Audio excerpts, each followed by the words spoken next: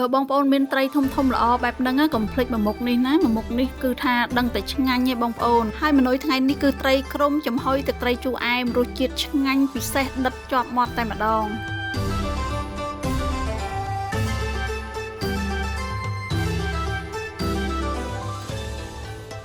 បងប្អូនថ្ងៃនេះខ្ញុំមានត្រីក្រំមួយល្អមែនទែនឡើងស្រស់ហ្មងណាហើយសម្រាប់បងប្អូនមានត្រីក្រំបែបហ្នឹងធ្វើឲ្យញ៉ាំខ្ញុំថ្ងៃនេះយកមកធ្វើត្រីចំហុយទឹកត្រីជូរអែមញ៉ាំម្ដងមួយមុខនេះគឺថារសជាតិឆ្ងាញ់មែនទែនហើយសម្រាប់ការចម្អិនរបស់ខ្ញុំថ្ងៃនេះខ្ញុំប្រើជាមួយនឹងម្សៅស៊ុបខ្នុរថ្មីរសជាតិមាន់ខ្ទឹមលីងផលិតផលប្រទេសហ្វីលីពីនអញ្ចឹងបងប្អូនតោះយើងទៅធ្វើត្រីជាមួយខ្ញុំទាំងអស់គ្នា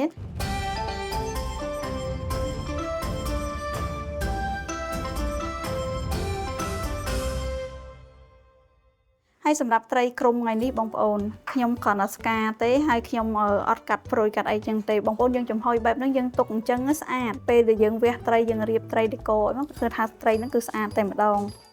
ចំពោះត្រីក្រំបងប្អូនបើសិនជាបងប្អូនយកទៅធ្វើអីក៏ឆ្ងាញ់ដែរយកទៅស្ងោរជ្រក់យកទៅចំហុយទឹកត្រីអំបិលទុំ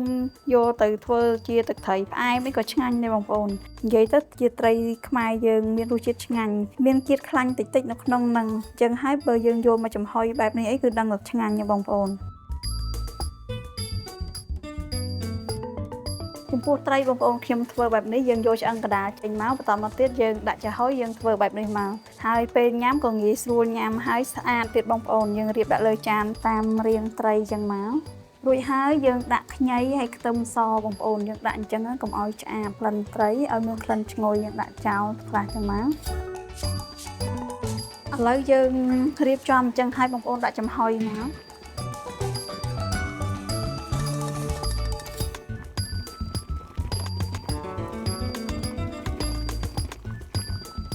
បងប្អូនឆ្លៀតពេលយើងចំហុយត្រីអញ្ចឹងយើងមកធ្វើទឹកត្រីទាំងអស់គ្នាហើយខ្ញុំប្រើម្ទេសខ្លោកហាវ៉ៃបងប្អូនពណ៌ក្រហមបើសិនជាបងប្អូនអត់សូវចេះហឹរទេបងប្អូនអាចដាក់ម្ទេសនឹងលាយបានរួចហើយយើងថែមម្ទេសដែលនាងហឹរយើង4-10ផ្លែទៀតមកតាមការចូលចិត្តទេណាបងប្អូនហើយយើងថែមជាមួយនឹងខ្ទឹមសខ្ទឹមក្រហមហើយខ្វះអត់បានទេបងប្អូនគល់វ៉ាន់ស៊ុយនឹងដាក់មកឲ្យមានក្លិនឈ្ងុយស្រាប់ខ្ទឹមវិញបងប្អូនយកអត់ប្រើច្រើនទេដោយសារម្សៅស៊ុបខ្នុរយើងមានរសជាតិខ្ទឹមនៅក្នុងនឹងស្រាប់ហើយអញ្ចឹងយើងដាក់តិចតួចមកគ្រាន់តែថែមក្លិនខាងក្រៅមកបានទេបងប្អូនអញ្ចឹងហើយឥឡូវនេះយើងកិនគ្រឿងទាំងប្រមាណមុខហ្នឹងឲ្យសព្វចូលគ្នាតិចសិនឥ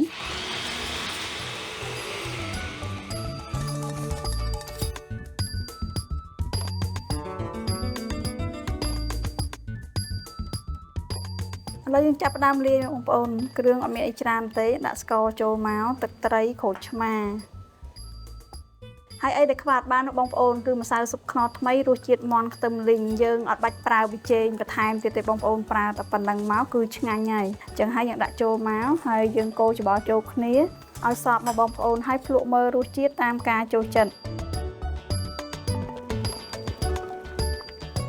បងប្អូនឥឡូវឆ្អិនហើយអញ្ចឹងហើយយើងចាក់ទឹកនឹងចេញមកខ្ទឹមសហើយខ្ញីនឹងយើងដួសចេញមករួចហើយទឹកត្រីដែលយើងបានលាយមិញហ្នឹងបងប្អូនចាក់ចូលមកបងប្អូន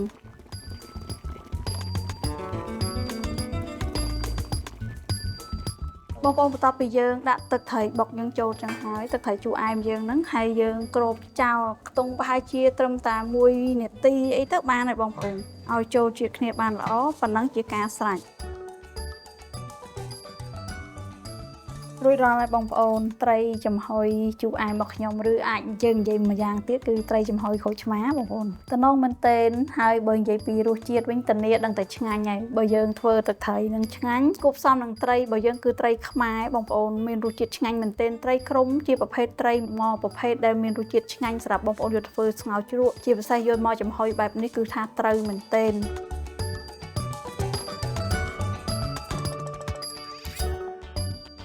អញ្ចឹងបងប្អូនឃើញហើយគួរឲ្យចង់ញ៉ាំដែរអត់